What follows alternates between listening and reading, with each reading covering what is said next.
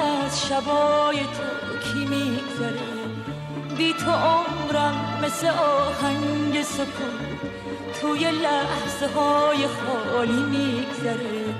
تو به میخونه نرو عزیز من تو دستای تو پیمونه میشم، با همه مستی آشفتگیم من برای توی میخونه میشم. بگو در شبای تو چی میگذره؟ بی من از شبای تو کی میگذره؟ بگو در شبای تو چی میگذره؟ بی من از شبای تو کی میگذره؟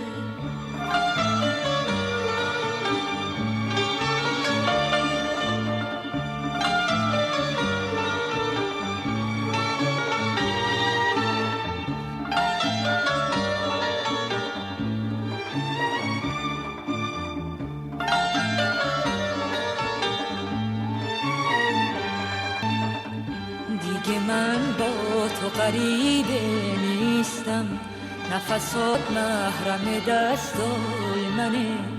میدونم که آشناتر شده ای با همون من که تو من داد میزنه. تو به میخونه نرو عزیز من برات قصه مستار میگم، مثل رقاصه معبدا میشم، سر عشق بود پرستار میگم. بگو در شبای تو چی میگذره؟ بی من از شبای تو کی میگذره؟ بگو در شبای تو چی میگذره؟ بی من از شبای تو کی میگذره؟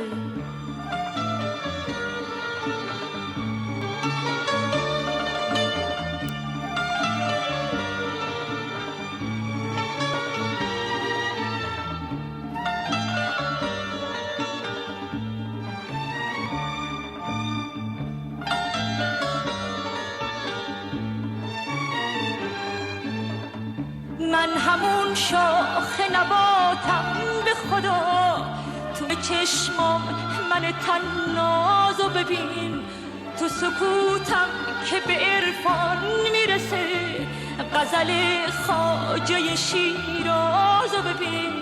تو به میخونه نرو عزیز من برات باده میشم، جام میشم، لعبت بهشتی رباعیات، ساقه بزمای خیاط